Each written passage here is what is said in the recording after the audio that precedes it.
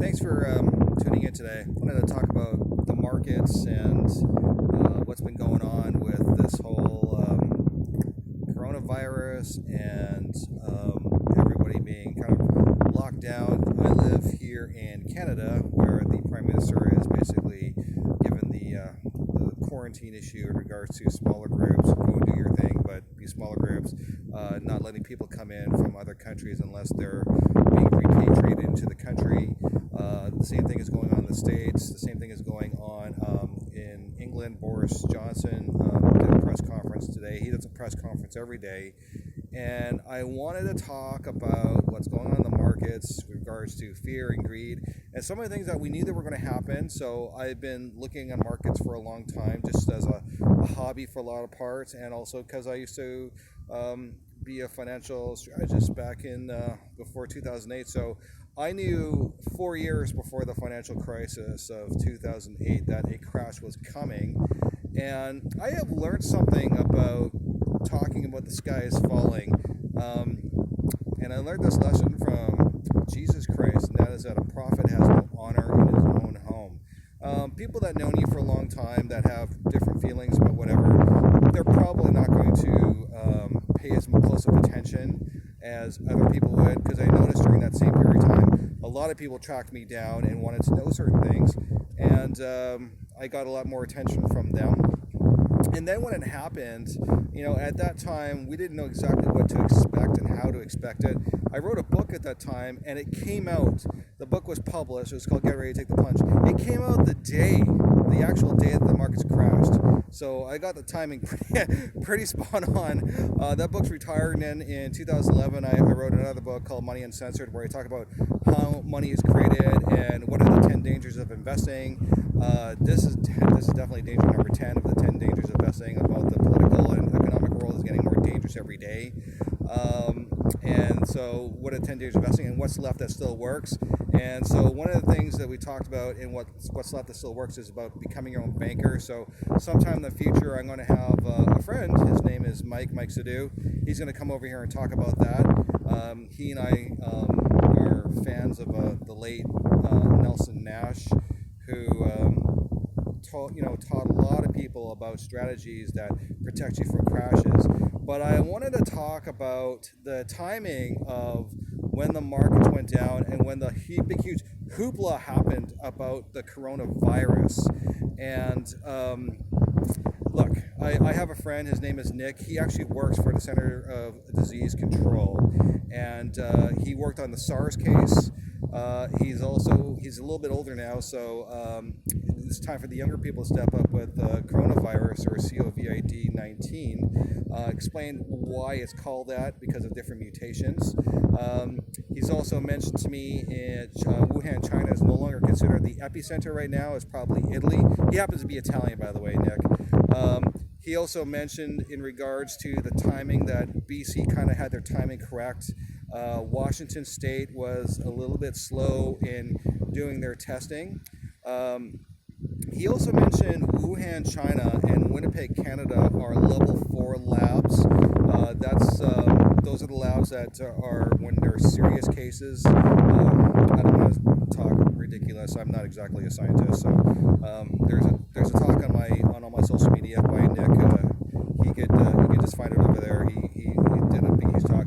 He also mentioned that it hasn't really affected kids as much. Like, it's a very small percentage, and it seems to be hitting older people that already had pre-health conditions.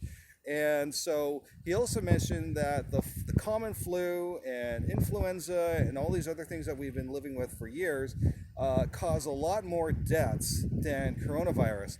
The issue with the coronavirus is that it's new. So even though we could probably go and live our lives and do everything, they're concerned about how fast it's going and how they don't really know what to do with. And even though, I asked Nick about what's the problem with us just getting infected and just letting our immune system just handle what's going, naturally handle a virus that comes into your body. And he said, that's probably okay, but why would you go and poke the bear, poke the tiger? Those are some of the things he had mentioned as well. he doesn't think this is going to be a major situation, but it could be. And he also does agree with the governments in regards to quarantining, making sure you don't have more than 250 people. Now that's actually gone down less, I believe. He believes that because it's better just to contain this, get all the information you need this time, because the idea is that the heat, well, the summer weather will actually start knocking this virus down, and it'll probably come up again the next time and next time. But they're discovering that the recovery rates are really fantastic with these sorts of things. He also mentioned we'll never really know what happened in Wuhan, China. It's a black hole a little bit in regards to what happened. And he also said, once again, he said Italy, what's going on in Italy, that is probably the epicenter right now. I brought up the question about Africa. Like, why is it that Africa hasn't had many cases? And his answer was pretty clear, and that is that they already went through a major pandemic in that country. So they were already prepared to deal with a virus like the coronavirus. So they were already ready to go, while the rest of us weren't. But here's where I get a little suspicious about this virus. So the virus is real. People are getting sick. He said that the thing that really triggered everything was when that NBA player got sick. And when he went from one side of the country to the other, that's when they knew that something was going on, and that's when things started picking up. Chris Martinson had talked about this. That guy's a smart guy, and when he starts talking, he's someone that I kind of listen to because he's friends of friends that are in the know in the alternative news that I would say knows what he's talking about. So he was the first person to kind of make me think that this might be actually real.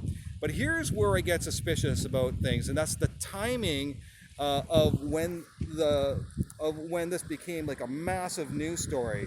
And it happened when the yield curve rate of the bonds, the Treasury bonds of the United States, when it actually started inverting. So it inverted. So what happens is yield curve rates from like the 3-year, 10-year, 20-year, they go up like this because, of course, the longer you're going and holding a bond, the higher interest rates you get. Well, what happened was the lower end of the curve was going down and going down, curving fast. And the market had already been going up. And there comes a point on a technical analysis that the market needs to correct and probably drop by quite a bit.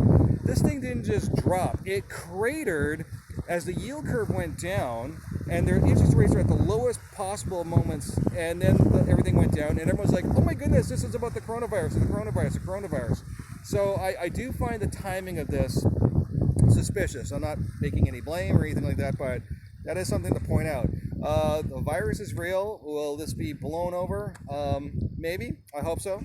But it is what it is. What else do I want to say, about this whole thing? There's I hope this lets people understand that this was a black swan event. Whatever, whether it was,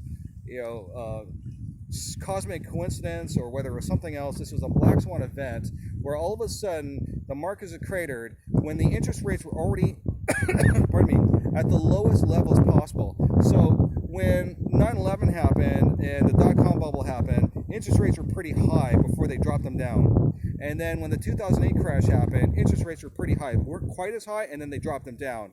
When the current president got into office, he had no room to cut interest rates. And you've heard him talk with Jay Powell about the banter online and on social media and on the news about he wants rates lowered. But the reality is that Jay should have actually kept the rates going up as high as possible so that in a case like this, they would crash it. So I think the fact that the banter went on between the two of them actually helped control the markets. And so I know that it sounds like Trump and Jay Powell don't get along, but I kind of am happy that they had these arguments because it made people have a bit of a wake-up call. Now, there are people who, and I don't really care, there are people that just don't care, they hate whoever, and they have no intentions of actually listening about what the right or wrong thing to do is.